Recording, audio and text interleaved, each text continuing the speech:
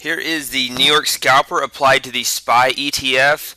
I wanted to test this on the SPY, make it available for trading different individual ETFs and stocks. And so what you have on the left is the basic money management version, not the money management version, but the regular version without the money management applied. And take a look at the performance summary.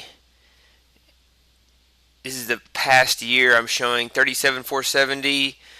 This is 1,000 shares, so you're trading 1,000 shares on the SPY ETF, fixed share amount, so you can check the average trade net profit is $22 or about 2.2 cents a trade.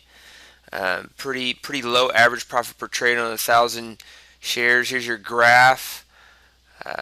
Positive equity curve, so without any sort of transaction cost or slippage in the market, the results look good. And then when we apply the money management strategy on this side, where the algorithm is set up to where if it's down $100 on the day, then it trades, and it did not trade yesterday. The New York Scalper E-mini S&P traded because it had lost $100 on Tuesday, and so it traded on Wednesday, but the New York Scalper ETF strategy actually made money on Tuesday, so we have not traded on Wednesday or today, and it will trade. This also will trade intraday if there is a drawdown of a certain amount.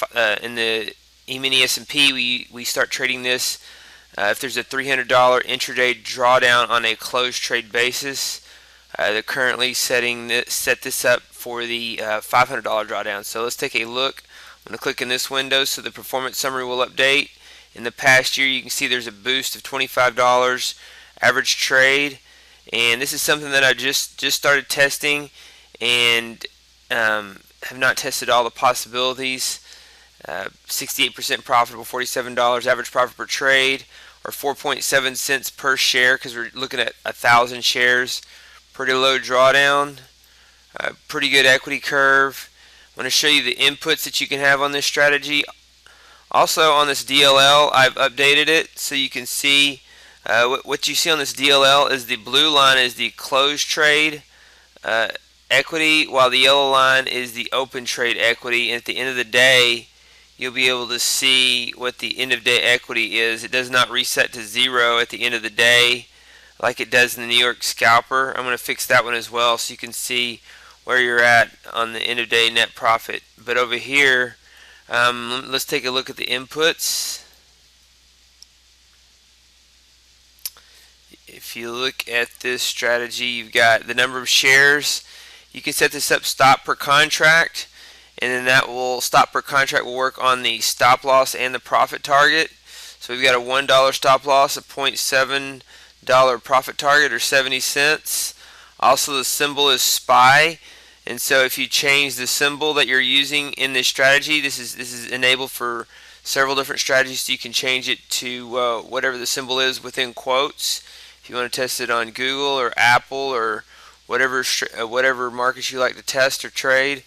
Money management algorithm, you can turn these off and on. Money management algorithm 1, MM1, is set to true, and it's the algorithm that says if you're down $100 a day on the previous day, then it will trade a day.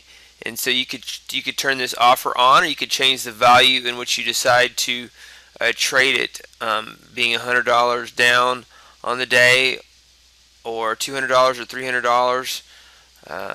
Money management algorithm 2 is the intraday drawdown, and so we get this set for $500. So if it's down $500 on the day intraday, then it will start trading. And your start time 10:15 Eastern, finish time 15:30, and this can be changed based on your time zone. So if you're in a different time zone, you'll need to change that as to when you start and stop trading this strategy. So as you can see today, the base strategy is short after this big move, strong move up, and the money management version will not trade unless this strategy goes into a $500 drawdown or a half of a point's worth of loss. So since we're trading 1,000 shares, but you can modify that to trade 100 shares or less, or whatever shares you want, and the equivalent numbers associated with that. So That is the SPY, New York Scalper on the SPY, and you can test it out on other markets as well, or ETFs and other equities. And so that is an update on the New York Scalper.